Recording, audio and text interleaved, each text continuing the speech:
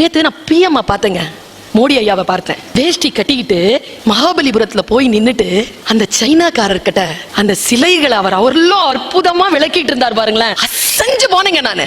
நான் யோசிச்சு பார்த்தேன், எவ்வளவு நாள் ப்ரிப்பேர் பண்ணிருப்பாரு, எவ்வளவு தயார் பண்ணிருப்பாரு, இத பத்தி எவ்வளவு பிளான் பண்ணிருப்பாரு, எக்ஸிக்யூட் பண்ணிட்டாருல. மத்ததெல்லாம் தனியா தூக்கி போடு. ஜெயிச்சாரா இல்லையா? வேஷ்டி ஷர்ட்டை கட்டிட்டு வந்து நின்னு தமிழகத்தில் இருக்கக்கூடிய புராதனமான நம்முடைய பல்லவர் கோயிலை பற்றி சொல்லுவதற்கான ஒரு கைடா தன்னை மாற்றிக் கொண்டாரா இல்லையா? என்னுடைய பிரார்த்தனை எல்லாம் அந்த சீன அதிபருக்கு அது புரிந்திருக்க வேண்டும் என்பதுதான். சில விஷயங்களை பார்க்கும் பொழுது பாசிட்டிவா சில விஷயங்களை மனதிற்குள் அப்படி அலையலையா போடுங்க. அதுதாங்க வரலாறு. நீங்க எதை ரொம்ப இன்வால்வ்மெண்டா பண்றீங்களோ உங்களுடைய வாழ்க்கையில் வரலாறு அதுதான் வரலாறா போகுது.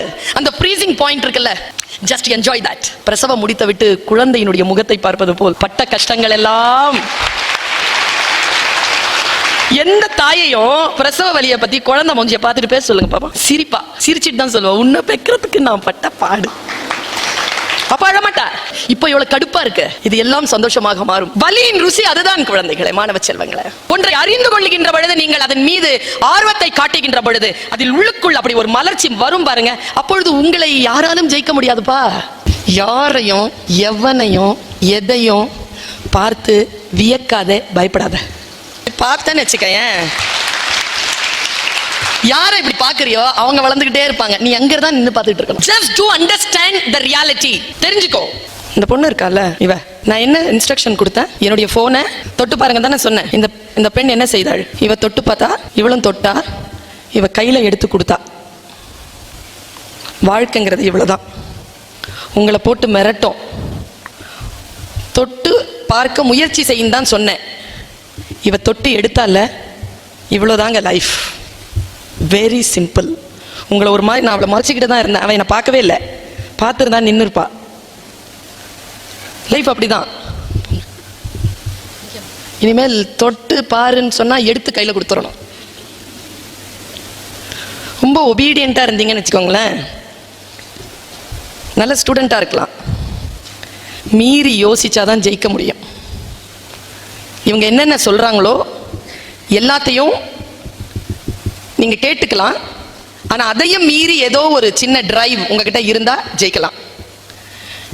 அடுத்தடுத்து வந்தீங்கல்ல, அதெல்லாம் இல்ல வெற்றி. யாருமே எழுந்திருக்கிறதுக்கு முன்னாலேயே எழுந்திருச்சால, அதுதான் வெற்றி. மத்தவங்க போட்டோம் எனக்கு என்ன. இதை நான் எங்க இருந்து கத்துக்கிட்டேன் தெரியுமா? ஒரு பறவை கிட்ட இருந்து கத்துக்கிட்டேன். ஒரு பறவை வந்து கிளையில உட்காரும்ல, டப்புன்னு பறந்துருமா? பறக்காது, பறக்க முடியாது. அது ஃபர்ஸ்ட் வந்து உட்கார்ந்து தன்னுடைய கிரவுண்ட் இருக்குல்ல, தன்னுடைய கிளை இருக்குல்ல, அதை பிடிக்கும். முதல்ல கிரவுண்ட் ரியாலிட்டியை ஃபிக்ஸ் பண்ணும். கிரவுண்ட் ரியாலிட்டியை ஃபிக்ஸ் பண்ணாம எக்ஸ்பெக்டட் விஷன் அடையவே முடியாது. எக்ஸிக்யூட் பண்ணணும்னு சொன்னா you have to know your ground reality. உனக்கு எது தெரியும், எது தெரியாது, உன்னுடைய ஜீன் என்ன, நீ எங்கிருந்து வர, என்னென்னலாம் நீ உன்னை தயார்படுத்திக் கொள்ள வேண்டும், உன்னை எதிர்த்து கொண்டிருப்பதெல்லாம் எது, அதையெல்லாம் உடைச்சிட்டு வரணும்னா நீ என்னென்னலாம் செய்யணும், எல்லாம் தெரிஞ்சுக்கிறதுக்கு பேர் ground reality. I know what is my ground reality. I don't height my self from my reality. வாழ்க்கையில் ஜெயிப்பதற்கான ஒரு மெட்டீரியலா அதை எடுத்துருங்க. நான் ஒரு பாட்டு படிச்சேன்னு வச்சுக்கோங்களேன், நான் ஒரு புத்தகத்தை வாசித்தேன்னு வச்சுக்கோங்களேன், I give my soul, my energy, my blood, my nerves, my flesh, my everything to that particular subject. நான் முழுமையாக என்னை அதற்கு ஒப்படைக்கிறேன். அதிலே இருக்கக்கூடிய சில தெரிப்புகள் தான் என் பேச்சு. அதை முழுக்க நான் உள்வாங்குகிறேன். எனக்கு ஃபர்ஸ்ட் மார்க் வாங்குறதெல்லாம் உடன்பாடு கிடையாதுப்பா. கை தட்டி காட்டி கொடுக்காதப்பா. ஆனா எப்பவுமே என்ன தெரியுமா, சார் ஃபர்ஸ்ட் மார்க் எவெல்லாம் யாரெல்லாம் வாங்குறாங்களோ அவங்க எல்லாரையும் ஜெயிக்கணும். இதுதான் என்னுடைய எப்பவுமான என்னுடைய டார்கெட்டா இருந்திருக்கு. ஃபர்ஸ்ட் மார்க் வாங்குறவனே எப்படிப்பா ஜெயிக்கிறது? ஃபர்ஸ்ட் மார்க் வாங்குறவன ஜெயிக்க முடியுமா? முடியும். என் கிளாஸ்ல ஃபர்ஸ்ட் மார்க் வாங்கின சத்யபாமா எங்க இருக்கானே தெரியாது. நான் எங்க இருக்கிறேன்னு சத்யபாமாவுக்கு தெரியும். ரியாலிட்டியில இருந்து உன்னை நீயே பதுக்கி கொள்ளாமல், ஒடுக்கி கொள்ளாமல், ரியாலிட்டியை ஃபர்ஸ்ட் அக்செப்ட் பண்ணு. This is my reality. And then ஒரு எக்ஸ்பெக்டட் விஷனை வெய். நீ எந்த மாதிரியான ரியாலிட்டியை கொண்டவளாக இருந்தாலும், எந்த மாதிரியான கிரவுண்ட் ரியாலிட்டி நேட்டிவிட்டி கொண்டவளாக இருந்தாலும், எவ்வளவு பெரிய விஷனையும் நீ வைக்கலாம். எக்ஸிகியூஷனை கரெக்டா பண்ணிட்டேன்னா அந்த எக்ஸ்பெக்டட் விஷனை அடையலாம். So simple. But to understand the simplicity is not easy. அதுதான் இவர்களுடைய பயிற்சி களம் எல்லாம் வெற்றி பெறுவதற்கு காரணம். They know the simplicity and they know how to execute it. ரொம்ப யோசிச்சு பார்த்தா இந்த ஃப்ளையர் இந்த பிளேயர்ல நிறைய வெற்றியாளர்கள் பேரை போட்டிருக்காங்க, அப்படித்தானே? இவங்கெல்லாம் யாரு? ஜெயிச்சவங்க. இவங்களெல்லாம் பார்த்து மிரளாத. ஃபர்ஸ்ட் குவாலிட்டி, இந்த பர்வீன் சுல்தானா டீச்சர் உனக்கு சொல்லி கொடுக்குறேன். யாரையும் எவனையும் எதையும் பார்த்து வியக்காத, பயப்படாத. அப்படி பார்த்தேன்னு வச்சுக்கேன், யாரை இப்படி பார்க்கறியோ அவங்க வளர்ந்துகிட்டே இருப்பாங்க, நீ அங்கதான் நின்று பார்த்துட்டு இருக்கணும். உன்னால் முடியாது என்றால் யாராலும் முடியாது, யாராலும் முடியாது என்றால் உன்னால் மட்டுமே முடியும். இவ்வளவுதான்.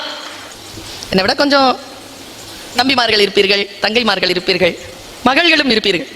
46 வயசு எனக்கு. ஒரு விஷயத்த சொல்றேன், ஜெயிக்கிறதுனா என்னன்னு 98 வாங்குறது இல்ல ஜெயிக்கிறது. நீ 16 வாங்குறிய, இன்னைக்கு டெஸ்ட்ல நீ 16 வாங்கிட்டியா? அந்த டெஸ்ட்ல ஒருத்தன் 98 வாங்கிட்டானா? 98 எப்படி ஜெயி தெரியுமா? இவங்க தான் டெய்லி டெஸ்ட் வைக்கிறாங்களா? அதுக்கெல்லாம் வருஷத்துக்கு காத்துட்டு இருக்கணுமா என்ன? டெய்லி வைக்கிறாங்கல்ல. என்ன தெரியுமா பண்ணு, வீட்டுக்கு போ, 98 யோசிக்காத, அதெல்லாம் வாங்க முடியாது. உன்னுடைய 12 யோசி, உன்னுடைய 16 இன்னிலிருந்து பண்ணி பாரு. அடுத்த முறை நான் வருகின்ற பொழுது இதே கிரௌட் இப்படியே இருக்கும், அது நீங்கள் ஜெயித்த வெற்றி விழாவாக இருக்கும் என்பது என்னுடைய ஆசீர்வாதமான தீர்க்க தரிசனம். இதை மட்டும், இந்த குவாலிட்டியை மட்டும் கொண்டு வாங்க. நான் இந்த குவாலிட்டியில தான் வளர்ந்துட்டு இருக்கேன். என்ன குவாலிட்டி தெரியுமா? 98க்குலாம் ஆசைப்படாத. அந்த 12 வாங்க நல்ல, இன்னைக்கு 16 வாங்க நல்ல, இன்னைக்கு 30 வாங்க நல்ல, இன்னைக்கு 32 வாங்க நல்ல. அடுத்த டெஸ்ட்ல 2 மார்க் தாண்டு, 2 மார்க் தாண்ட 16 18 வாங்கிடு. 18 அடுத்த வாட்டி 20 வாங்கு, பின்னாலேயே போகாத, இப்படி போய்கிட்டே இரு. 2 மார்க்கா போ. ஒரு வாட்டி நீ வந்து 18 வாங்கி இருக்க, உன் டெஸ்ட்டை பாக்குற 20 வாங்கிட்ட, கிளாஸ் ஃபர்ஸ்ட் யாருன்னு பாரு. ஒருவேளை 98 வாங்குறவ 96 வாங்கி இருந்தாள்னா அவதான் கிளாஸ் ஃபர்ஸ்ட் இருந்தாலும். ஆனா நான் சொல்றேன், வாழ்க்கை ருசித்தவள், வெற்றியின் ருசி எனக்கு தெரியும். நான் சொல்லுகிறேன், லாஜிக்கலா சொல்றேன், 98ல இருந்து 96 அவ தோக்குறா, 12ல இருந்து 14 நீ ஜெயிக்கிற.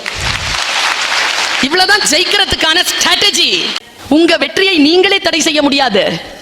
ஏனென்றால் இந்த உலகத்தில் யார் தெரியுமா தோற்கிறார்கள்? யார்கிட்ட பேஷன் இல்லையோ அவங்க தோக்குறாங்க. ரொம்ப சந்தோஷமான விஷயம் என்ன தெரியுமா? இந்த பயிற்சியில நீங்க பட்ட பாடுகள் தான்.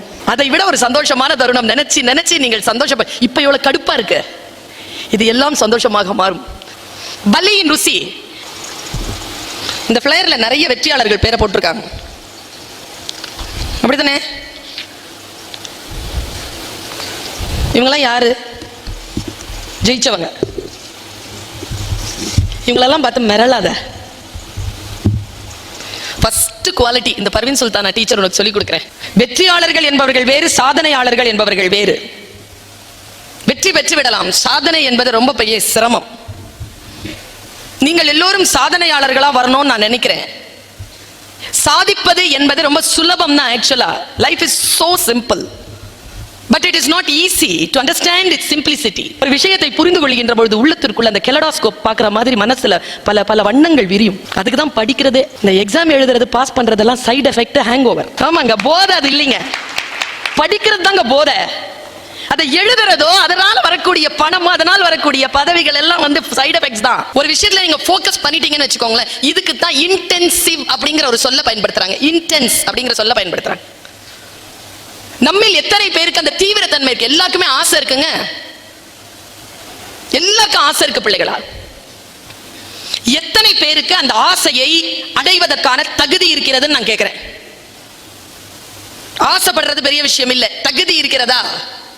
அந்த தகுதியை வளர்த்துக்கிறதுனா என்னது? எப்படி அந்த தகுதியை வளர்த்துக் கொள்வது? இப்ப என்ன மாதிரி பேசணும், என்ன செய்யலாம்? ஆசைப்படலாம், ஆசைப்பட்டா பேசிட முடியுமா? என்ன செய்யணும்? படிச்சா பேசிட முடியுமா? நீங்க தான் என்ன விட படிக்கிறீங்க, அப்படின்னா சொற்கள் போதவே இல்லைங்க. பயிற்சி முயற்சிக்கெல்லாம் களம் இருக்க வேண்டாமா? களத்தை எப்படி அமைப்பது? ஒரு விஷயத்தை நீ முடிவு பண்ணிட்டனா அதை தொட்டு பார்ப்பதற்கான ஒரு சிறிய செயலாக்கம் வேண்டும். செயலாக்கத்திற்கு திட்டமிடுதல் வேண்டும். திட்டமிடுதலுக்கு உங்ககிட்ட மெட்டீரியல் இருக்கணும். Material planning. ஃபர்ஸ்ட் விஷன் பா, ஹேவ் a விஷன். அடுத்து பிரிப்பரேஷன்ல இரு.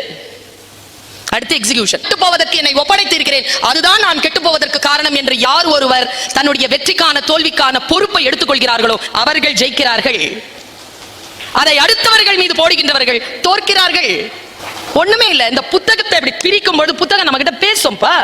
படிச்சிருவியோ? சொல்லுது. நீ மூடி வச்சுட்டேன்னு வச்சுக்க, என் புத்தகம் உன்னை ஜெயிக்கிறது. ஏய், படிக்கத்தான் வந்திருக்கிறேன், உன்னை பிரிச்சு இருக்கிறதே படிக்கிறதுக்கு தான்.